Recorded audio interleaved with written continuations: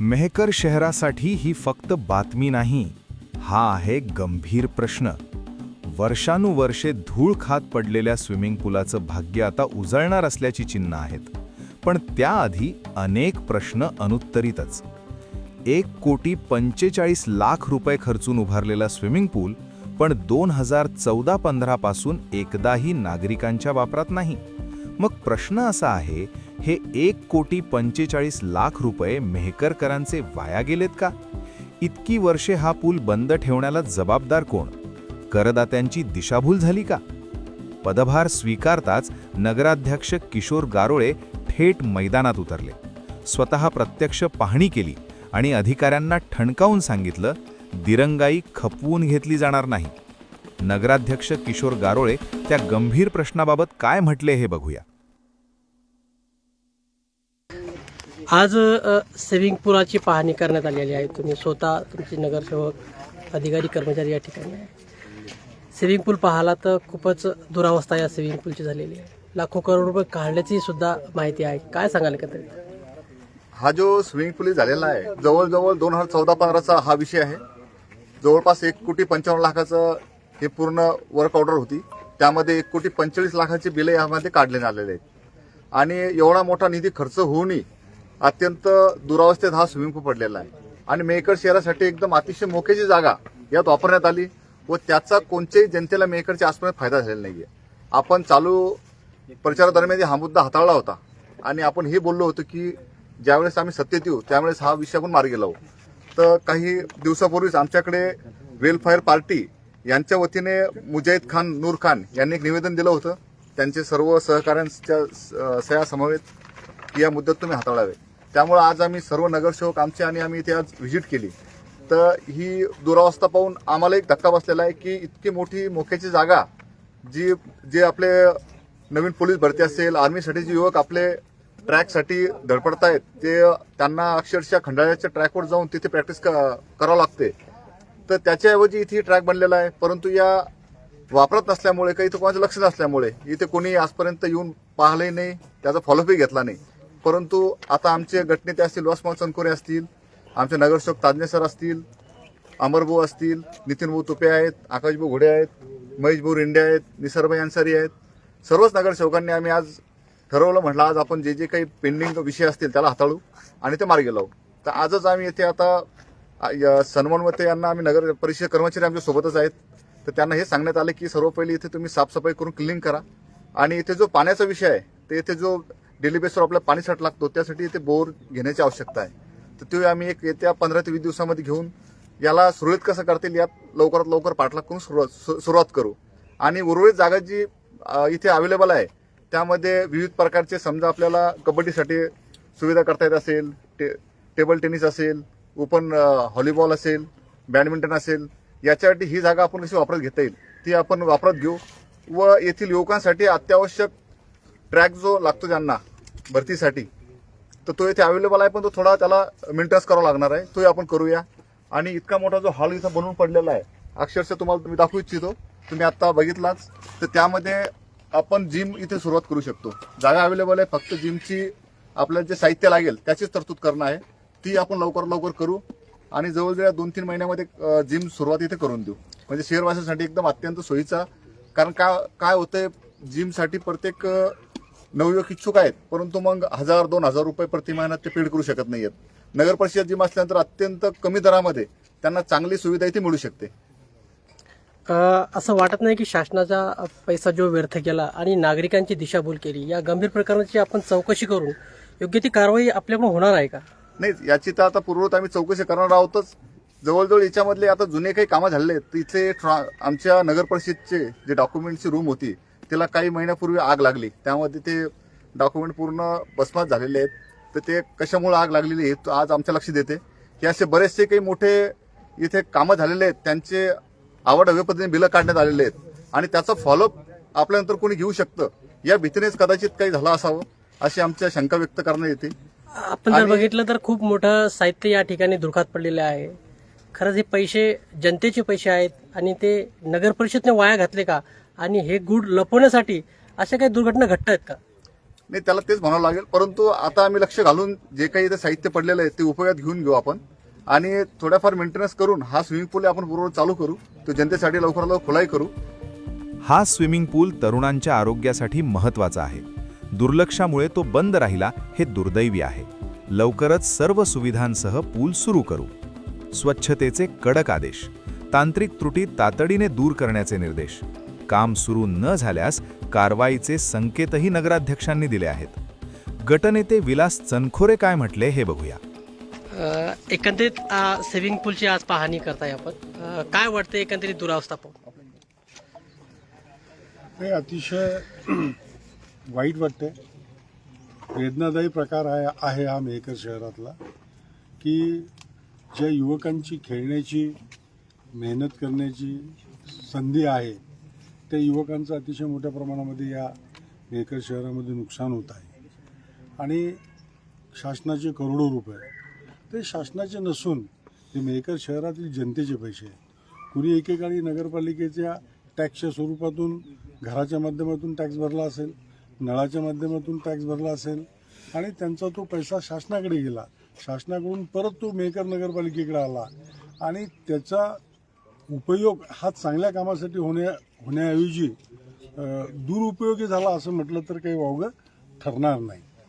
आणि मागच्या काही काळामध्ये अनेक पुढारी आरोप प्रत्यारोप करतात की 1,80,00,000 रुपये जे आलेत ते आमच्या काळामधले आलेत, त्याच्यानंतर त्याचं कोणी श्रेय घेऊ नये. त्या लोकांना मी सांगू इच्छितो की हा मेहकरच्या जनतेचा पैसा आहे, हा तुमच्या आमच्या घरचा पैसा नाही आहे. म्हणून तो कोणाच्या कारकिर्दीत आला, त्याचा कोण उपयोग करत आहे, शेवटी प्रतिनिधित्व करणारेच लोक त्याचा उपयोग करत असतात, त्याचं सक्षमीकरण करत असतात. अशा परिस्थितीमध्ये आपण म्हणायचं की बा हा याच्या कारकिर्दीत आला, हा त्याच्या कारकिर्दीत आला, हा आजी आमदारांनी दिला, हा माजी आमदारांनी दिला, हे सगळं जे आपण घोंगडं सोयीसोयीचं अंगावर ओढून घेतो आणि सोयीसोयीची वेळ आली की अंगावरचं झटकून टाकतो. तसं उदाहरण जर बघितलं की हा स्विमिंग टँक कोणाच्या कारकिर्दीत झाला. एका काळामध्ये चर्चा अशी होती की हा युवकांना पोहायसाठी नव्हे तर म्हशींना पोहण्यासाठी हा स्विमिंग टँक केलेला आहे. ही एकेकाळी मेहकर शहरामध्ये चर्चा होती. याचं भान राज्यकर्त्यांनी ठेवलं पाहिजे आणि विकासासाठी एकमेकांनी सोबत राहिलं पाहिजे. हे बघा, सत्ता आज याची आहे त्याची नाही आहे.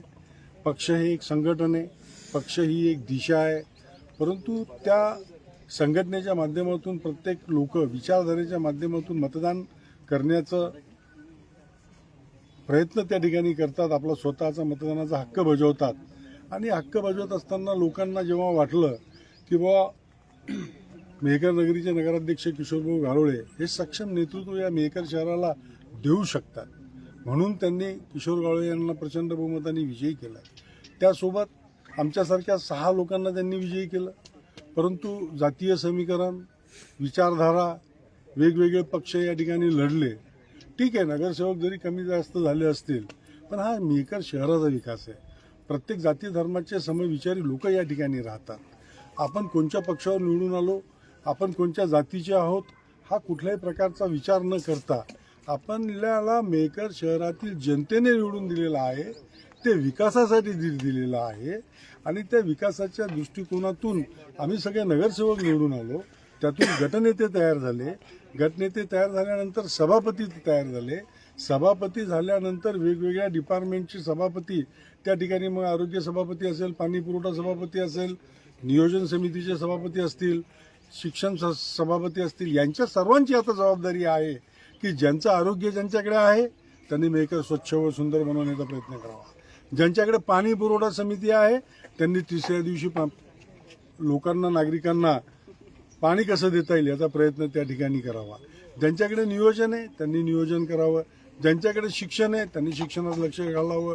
उठसूट कोणी उचलायचं आणि जीभ टाळूला लावायची आणि नगराध्यक्षावर आरोप करायचा. अरे, परंतु तुमचेही लोक त्या ठिकाणी प्रतिनिधित्व करताय हे तुम्ही दर 5-5 मिनिटाला कसे विसरताय? तुम्ही जर एवढा विकासाचा हाव या मेहकर शहरामध्ये आणताय तर तुम्हाला थांबवलं कोणा? 2 वर्षापासून काही गोष्टी बंद पडलेल्या आहेत, त्या आता आम्ही चालू करण्याचा प्रयत्न नगराध्यक्ष किशोर घारोळे यांच्या माध्यमातून जर होत असेल नगर परिषदेचे सर्व अधिकारी कर्मचारी मुख्याधिकारी जर यामध्ये हातभार जर लावत असेल तर तुम्हाला आरोप प्रत्यारोप करण्याची काही गरजच नाहीये ना, कोणालाच गरज नाहीये ना. ठीक आहे, वर सत्ता कोणाची आहे, खाली सत्ता कोणाची आहे, परंतु सर्वप्रथम आपण मेहकर शहरातले एक नागरिक आहोत आणि त्यांनी आपल्याला निवडून दिलेलं आहे. त्यांची उतराई करण्याची योग्य वेळ या सत्तेच्या माध्यमातून आलेली आहे. ती करण्याचं चुपचाप काम करावं आरोप प्रत्यारोप करण्यापेक्षा, असं मला वाटते. आत्ताच नगराध्यक्ष असतील, तुम्ही नगरसेवक असतील, मेहकर शहराची पाहणी केली. टॉयलेट बाथरूमची त्या ठिकाणी 21 मूत्रीघर असतील, टॉयलेट बाथरूम असतील, त्या ठिकाणी दिले. आज या ठिकाणी हा स्विमिंग पूल पाहणी करण्यात आलेला आहे. हे कामं इतक्या दिवस का झाले नाही असं तुम्हाला वाटतं, की इतक्या दिवस कुठली अशी अडचण होती? कारण तुम्हाला एक अनुभव बी आहे, व्हायला पाहिजे होते. मग मेहकरकरांची ही दिशाभूल झाली का? 100% मेहकरकरांची दिशाभूल झाली. ह्या अगोदरचे जेवढे कामं मंजूर झालेले आहेत ते अतिशय धीम्या गतीने चालू आहेत. त्याचं कारण असं आहे की नगरपालिकेमध्ये जरी प्रशासक जरी असले तरी त्यामागे कुठेतरी राज्यकर्त्यांचा हात त्या ठिकाणी होता आणि त्यांचा हात आणि त्यांचं समाविष्टपणा त्यामध्ये असल्यामुळे बराचसा भ्रष्टाचार या ठिकाणी झालेला आहे.